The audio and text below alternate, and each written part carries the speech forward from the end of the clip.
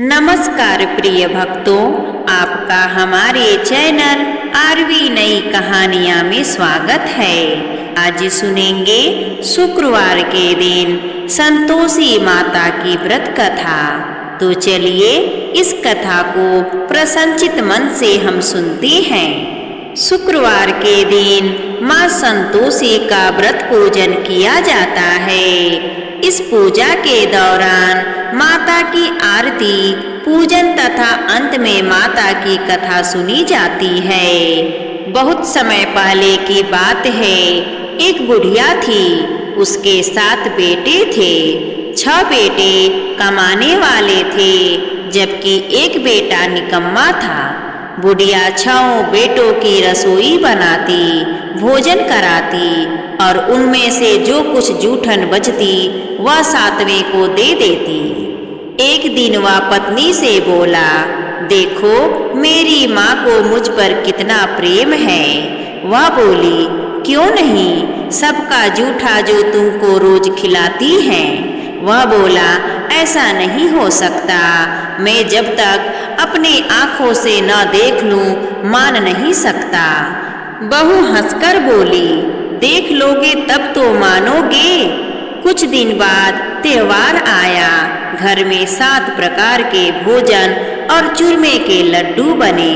वह जांचने को सिर दुखने का बहाना कर पतला वस्त्र सिर पर ओढ़े रसोई घर में ही सो गया। वह कपड़े में से सब कुछ देखता रहा। 6 भाई भोजन करने आए। उसने देखा कि माँ ने उनके लिए सुंदर सुंदर आसन बिछाए हैं, अनेकों प्रकार की रसोई परोसी है और आग्रह करके उन्हें जमाया। वह देखता रहा। 6 भाई भोजन करके उठे तब माँ ने उनकी जूठी थालियों में से सभी लड्डुओं के टुकड़े को उठाकर एक लड्डू बनाया। जूठन साफ कर बुढ़िया माँ ने उसे पुकारा, बेटा 6 भाई भोजन कर गए, अब तू ही बाकी है, उठ तू कब खाएगा।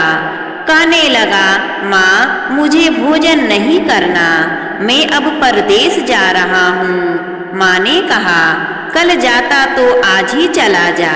वह बोला, हाँ आज ही जा रहा हूँ माँ। यह कहकर वह घर से निकल गया। चलते समय पत्नी की याद आ गई। वह गौशाला में कंडे पाथ रही थी। वहां जाकर बोला, हम जावे परदेश, आवेंगे कुछ काल, तुम रहियो संतोष से धर्म अपनो पाल। तब उसकी पत्नी बोली, जाओ पिया आनंद से, हमारो सोच हटाए, राम भरोसे हम रहें, ईश्वर तुम्हें सहाय। 2 निशानी आपन, देखूं धरू में धीर, सुधी मती हमारी, बेसारियो रखियो मन गंभीर। वह बोला, मेरे पास तो कुछ नहीं है, यह अंगूठी है, सो ले ले और अपनी कुछ निशानी हमें दे दे।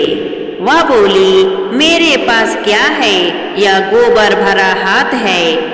यह कहकर उसकी पत्नी उसके पीठ पर गोबर के हाथ की थाप मार दी। वह चल दिया। चलते चलते दूर देश पहुंचा। परदेश जाकर वहां एक साहूकार की दुकान थी। वहां जाकर कहने लगा, भाई मुझे नौकरी पर रख लो। साहूकार को जरूरत थी। बोला, रह जा। लड़के ने पूछा, तनख्वाह क्या दोगे? साहूकार ने कहा, काम देख कर दाम मिलेंगे। साहूकार की नौकरी मिल गई। वह सुबह 7 बजे से 10 बजे तक नौकरी पर जाने लगा। कुछ दिनों में दुकान का सारा लेन देन, हिसाब किताब, ग्राहकों को माल बेचना, सारा काम करने लगा। साहूकार के 7-8 नौकर थे। वे सब चक्कर खाने लगे कि यह तो बहुत होशियार बन रहा है। सेठ ने भी काम देखा और 3 महीनों में ही उसे आधे मुनाफे का हिस्सेदार बना लिया। वह कुछ वर्ष में ही नामी सेठ बन गया और मालिक सारा कारोबार उस पर छोड़कर चला गया। इधर उसकी पत्नी को सास ससुर दुख देने लगे। सारी गृहस्थी का काम करा के उसे लकड़ी लेने जंगल में भेजते थे। इस बीच घर के आटे से जो भी भूसी निकलती उसकी रोटी बनाकर रख दी जाती थी और फूटे नारियल की नरेली में पानी। एक दिन वह लकड़ी लेने जा रही थी। रास्ते में बहुत सी स्त्रियां संतोषी माता का व्रत करती हुई दिखाई दी। वह वहां खड़ी होकर कथा सुनने लगी और पूछा, बहनों, तुम किस देवता का व्रत करती हो और उसके करने से क्या फल मिलता है? यदि तुम इस व्रत का विधान मुझे समझा कर कहोगे तो मैं तुम्हारा बड़ा एहसान मानूंगी। तब उनमें से एक स्त्री बोली, सुनो, यह संतोषी माता का व्रत है। इसके करने से निर्धनता, दरिद्रता का नाश होता है और जो कुछ मन में कामना हो सब संतोषी माता की कृपा से पूरी होती है। तब उसने उस महिला से व्रत की विधि पूछी। वह भक्तिनी स्त्री बोली, 1.25 आने का गुड़ चना लेना, इच्छा हो तो 5.25 आने का लेना या 1.25 रुपए का भी सहूलियत के अनुसार लेना। बिना परेशानी और श्रद्धा व प्रेम से जितना भी बन पड़े सवाया लेना। प्रत्येक शुक्रवार को निराहार रहकर कथा सुनना। इसके बीच क्रम टूटे नहीं, लगातार नियम का पालन करना। सुनने वाला कोई न मिले तो घी का दीपक जलाकर उसके आगे या जल के पात्र को सामने रखकर कथा कहना। जब कार्य सिद्ध न हो नियम का पालन करना और कार्य सिद्ध हो जाने पर व्रत का उद्यापन करना। 3 मास में माता फल पूरा करती हैं। यदि किसी के ग्रह खोटे भी हों तो भी माता वर्ष भर में कार्य सिद्ध करती हैं। फल सिद्ध होने पर उद्यापन करना चाहिए, बीच में नहीं। उद्यापन में 2.5 सेर आटे का खाजा तथा इसी परिणाम से खीर तथा चने का साग लेना। 8 लड़कों को भोजन कराना। जहाँ तक मिले देवर, जेठ, भाई, बंधु के हों, न मिले तो रिश्तेदारों और पास पड़ोसियों को बुलाना। उन्हें भोजन कराकर यथाशक्ति दक्षिणा देना। माता का नियम पूरा करना। उस दिन घर में खटाई न खाना। यह सुन बुढ़िया के लड़के की बहू चल दी। चलते चलते एक घने जंगल में जा पहुंची। वहां जंगल में बहुत सारी लकड़ियों का गट्ठे बनाकर रास्ते में लकड़ी के बोझ को बेच दिया और उन पैसों से गुड़ चना ले माता के व्रत की तैयारी करने चली। चलते चलते थोड़ी ही दूर पहुंची कि उसे सामने एक मंदिर दिखाई दिया। मंदिर देखकर पूछने लगी, यह मंदिर किसका है? सब कहने लगे, संतोषी माता का मंदिर है। यह सुनकर माता के मंदिर में जाकर उनके चरणों में लौटने लगी। दिन व दिन विनती करने लगी, माँ, मैं निपट अज्ञानी हूँ, व्रत के कुछ भी नियम नहीं जानती, मैं दुखी हूँ। हे माता जगत जननी, मेरा दुख दूर कर, मैं तेरी शरण में हूँ। तब माता को उस औरत पर दया आई। एक शुक्रवार बीता कि दूसरे ही शुक्रवार को उसके पति का पत्र आया और तीसरे शुक्रवार को उसका भेजा हुआ पैसा आ पहुँचा। यह देखकर उसके जेठ जेठानी उससे मुंह सिकोड़ने लगे। लड़के ताने देने लगे, काकी के पास तो पत्र आने लगे हैं, अब रुपया आने लगा, अब तो काकी की खातिर बढ़ेगी। बेचारी सरलता से कहती, भैया कागज आवे रुपया आवे, हम सबके लिए अच्छा है। ऐसा कहकर आंखों में आंसू भरकर संतोषी माता के मंदिर में आकर मातेश्वरी के चरणों में गिरकर रोने लगी। माँ, मैंने तुमसे पैसा कब मांगा है? मुझे पैसे से क्या काम है? मुझे तो अपने सुहाग से काम है। मैं तो अपने स्वामी के दर्शन मांगती हूँ। तब माता ने प्रसन्न होकर कहा, जा बेटी, तेरा स्वामी आएगा। यह सुनकर खुशी से बावली होकर घर में जाकर काम करने लगी। अब संतोषी माँ विचार करने लगी कि इस भोली पुत्री को मैंने कह तो दिया है कि तेरा पति आएगा, लेकिन कैसे? वह तो इसे स्वप्न में भी याद नहीं करता है। उसे याद दिलाने को मुझे ही जाना पड़ेगा। इस तरह माताजी उस बुढ़िया के बेटे के पास जा स्वप्न में प्रकट होकर कहने लगी, साहूकार के बेटे सो रहा है या जागता है? वह कहने लगा, माता, सोता भी नहीं, जागता भी नहीं हूँ, कहो क्या आज्ञा है? तब माँ कहने लगी, तेरे घर बार कुछ है कि नहीं? वह बोला, मेरे पास सब कुछ है। माँ है, बाप है, बहू है, क्या कमी है? माँ बोली, भोले पुत्र, तेरी बहू घोर कष्ट उठा रही है। तेरे माँ बाप उसे परेशानी दे रहे हैं। वह तेरे लिए तरस रही है, तू उसकी सूध ले। वह बोला, हाँ माताजी, यह तो मालूम है, परंतु जाऊं तो कैसे जाऊं? परदेश की बात है, लेन देन का कोई हिसाब नहीं, कोई जाने का रास्ता नहीं आता, कैसे चला जाऊं? माँ कहने लगी, मेरी बात मान, सवेरे नहा धोकर संतोषी माता का नाम लेना, घी का दीपक जलाना, दंडवत कर दुकान पर जा बैठना। देखते देखते सारा लेन देन चुक जाएगा, जमा का माल बिक जाएगा। सांझ होते होते धन का भारी ढेर लग जाएगा। अब बूढ़ी माता की बात मानकर वह नहा धोकर संतोषी माता को दंडवत घी का दीपक जलाकर दुकान पर जाकर बैठ गया। थोड़ी देर में देने वाले रुपया लाने लगे, लेने वाले हिसाब लेने लगे। कोठे में भरे सामान के खरीदार नकद दाम में सौदा करने लगे। शाम तक धन का भारी ढेर लग गया। मन में माता का नाम ले चमत्कार देखकर प्रसन्न होकर घर को जाने के वास्ते गहना कपड़ा सामान खरीदने लगा। यहाँ काम से निपट तुरंत घर को रवाना हुआ। उधर उसकी पत्नी जंगल में लकड़ी लेने जाती, लौटते वक्त माताजी के मंदिर में विश्राम करती।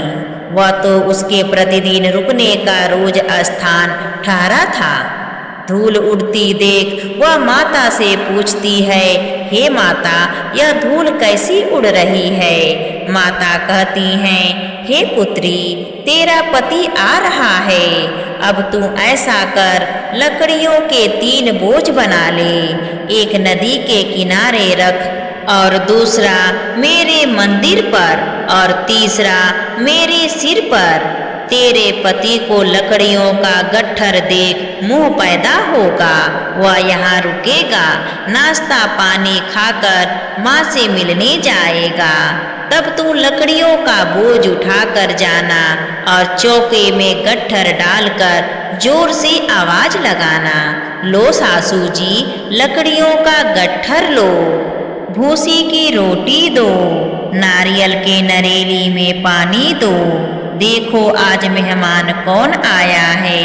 माता जी से बहुत अच्छा कहकर वह प्रसन्न मन में लकड़ियों के 3 गट्ठर बनाई, एक नदी के किनारे पर और एक माता जी के मंदिर पर रखा। इतने में मुसाफिर आ पहुंचा। सूखी लकड़ी देख उसकी इच्छा उत्पन्न हुई कि हम यहीं पर विश्राम करें और भोजन बनाकर खा पीकर गांव जाएं। इसी तरह रुककर भोजन बनाकर विश्राम करके गांव को गया। गांव जाकर सबसे प्रेम से मिला। उसी समय सिर पर लकड़ी का गट्ठा लिए वह उतावली सी आती है। लकड़ियों का भारी बोझ आंगन में डालकर जोर से 3 आवाज देती है। लो सासू जी, लकड़ियों का गट्ठर लो, भूसी की रोटी दो, नारियल के नरेली में पानी दो। देखो आज मेहमान कौन आया है। यह सुनकर उसकी सास बाहर आकर अपने दिए हुए कष्टों को भुलाने हेतु कहती है, बहू ऐसा क्यों कहती हो, तेरा मालिक ही तो आया है। आ बैठ, मीठा भात खा, भोजन कर, कपड़े गहने पहन। उसकी आवाज सुन उसका पति बाहर आता है। अंगूठी देख व्याकुल हो जाता है। माँ से पूछता है कि माँ यह कौन है। तब माँ बोलती है, बेटा यह तेरी पत्नी है। जब से तू गया है तब से सारे गांव में भटकती फिरती है, घर का काम काज कुछ नहीं करती, 4 पहर आकर खा जाती है। वह बोला, ठीक है माँ। तब बेटे ने अपनी माँ से कहा, मैंने इसे भी देखा और तुम्हें भी देखा, अब दूसरे घर की चाबी दो, मैं उसी में रहूँगा। माँ बोली, ठीक है, जैसी तेरी मर्जी। तब वह दूसरे मकान की 3री मंजिल का कमरा खोल सारा सामान जमाया। एक दिन में राजा के महल जैसा ठाट बाट बन गया। अब क्या था, बहू सुख भोगने लगी। इतने में शुक्रवार आया। उसने पति से कहा, मुझे संतोषी माता के व्रत का उद्यापन करना है। तब पति बोला, खुशी से कर लो। वह उद्यापन की तैयारी करने लगी। जेठानी के लड़कों को भोजन के लिए कहने गई। उन्होंने मंजूर किया, परंतु पीछे से जेठानी ने अपने बच्चों को सिखाया कि देखो बच्चों, भोजन के समय खटाई जरूर मांगना, जिससे उसका उद्यापन पूरा नहीं हो। उसके बाद लड़के ने अपनी माँ की कही हुई बात को ध्यानपूर्वक सुना और अपनी काकी के घर भोजन करने आए। खीर खाना पेट भर खाया, परंतु बाद में खाते ही कहने लगे कि हमें खटाई दो, खीर खाना हमको नहीं भाता, यह सब खाना देखकर हमें अरुचि होती है। वह कहने लगी, देखो बच्चों, खटाई किसी को नहीं दी जाएगी, यह तो संतोषी माता का प्रसाद है। लड़के उठ खड़े हो गए, बोले, पैसा लाओ। भोली बहू कुछ नहीं जानती थी, उन्हें पैसे दे दिए। लड़के उसी समय हट करके इमली खटाई ले खाने लगे। यह देखकर बहू पर माता जी ने कोप किया। राजा के दूत उसके पति को पकड़कर ले गए। जेठ जेठानी मनमाने वचन कहने लगे, लूट लूट कर धन इकट्ठा कर लाया है, अब सब मालूम पड़ जाएगा जब जेल की मार खाएगा। बहू से यह सब देखकर सहन नहीं हुआ। रोती हुई माता जी के मंदिर में गई, कहने लगी, हे माता, तुमने क्या किया? हंसाकर अब भक्तों को रुलाने लगी। माता बोली, बेटी, तूने उद्यापन करके मेरा व्रत भंग किया है। वह कहने लगी, माता, मैंने कुछ अपराध किया है, मैंने तो भूल से लड़कों को पैसे दे दिए थे, मुझे क्षमा करो, मैं फिर तुम्हारा उद्यापन करूंगी। तब माँ बोली, अब भूल मत करना। वह कहती है, अब भूल नहीं होगी, अब बतलाओ वे कैसे आवेंगे। माँ बोली, जा पुत्री, तेरा पति तुझे रास्ते में आता मिलेगा। वह निकली, राह में पति आता मिला। वह पूछती है, कहाँ गए थे? वह कहने लगा, इतना धन जो कमाया है उसका टैक्स राजा ने मांगा था, वह भरने गया था। वह प्रसन्न हो बोली, भला हुआ, अब घर को चलो। कुछ दिन बाद फिर शुक्रवार आया। वह बोली, मुझे फिर माता का उद्यापन करना है। पति ने कहा, ठीक है, कर लो उद्यापन। बहू फिर जेठ के लड़कों को भोजन को कहने गई। जेठानी ने एक दो बातें सुनाई और सब लड़कों को सिखाने लगी, तुम सब लोग पहले ही खटाई मांग लेना। लड़के भोजन से पहले कहने लगे, हमें खीर खाना नहीं भाता, हमारा जी बिगड़ता है, कुछ खटाई खाने को दो। वह बोली, खटाई किसी को नहीं मिलेगी, खाना हो तो खाओ वरना यहाँ से चले जाओ। उसके बाद वह ब्राह्मण के लड़कों को लाकर भोजन कराने लगी। यथाशक्ति दक्षिणा की जगह एक एक फल उन्हें दिया। तब संतोषी माता उस बूढ़ी औरत की बहू पर प्रसन्न हुई। माता की कृपा होते ही 9वें मास में उसके चंद्रमा के समान सुंदर पुत्र प्राप्त हुआ। पुत्र को पाकर प्रतिदिन माता जी के मंदिर को जाने लगी। माँ ने सोचा, यह रोज आती है, आज क्यों ना इसके घर मैं चलूं। यह विचार कर माता ने भयानक रूप बनाया। गुड़ चने से सना मुख, ऊपर सूंड के समान होठ, उस पर मक्खियां भिन भिन कर रही थी। दहलीज पर पैर रखते ही उसकी सास चिल्लाई, देखो रे कोई चुड़ैल डाकिनी चली आ रही है, लड़कों इसे भगाओ नहीं तो किसी को खा जाएगी। लड़के भागने लगे, चिल्लाकर खिड़की बंद करने लगे। बहू रोशनदान में से सब कुछ देख रही थी। प्रसन्नता से पगली होकर चिल्लाने लगी, आज मेरी माताजी मेरे घर आई हैं। वह बच्चे को दूध पीने से हटाती है। इतने में सास का क्रोध फट पड़ा। वह बोली, क्या उतावली हुई है, बच्चे को पटक दिया। इतने में माँ के प्रताप से लड़के ही लड़के नजर आने लगे। वह बोली, माँ मैं जिसका व्रत करती हूँ यह संतोषी माता है। सबने माता जी के चरण पकड़ लिए और विनती कर कहने लगे, हे माता हम मूर्ख हैं, अज्ञानी हैं, तुम्हारे व्रत की विधि हम नहीं जानते। व्रत भंग कर हमने बड़ा अपराध किया है। हे माता जगजननी आप हमारा अपराध क्षमा करो। इस प्रकार माता प्रसन्न हुई। तब सभी लोगों ने माता से कहने लगे, जैसे आपने बहू को प्रसन्न होकर फल दिया वैसे ही माता सबको देना। जो आपकी कथा कहे और कथा सुने उसका मनोरथ पूर्ण हो। अगर आपको यह कथा अच्छी लगी हो तो प्लीज़ हमें कमेंट करके ज़रूर बताइए और हमारी चैनल आरवी नई कहानियाँ को सब्सक्राइब करना ना भूलिए, क्योंकि ऐसे ही हर रोज़ भक्ति कहानी आपको सुनने को मिलेगा। प्रेम से बोलिए संतोषी माता की जय। धन्यवाद।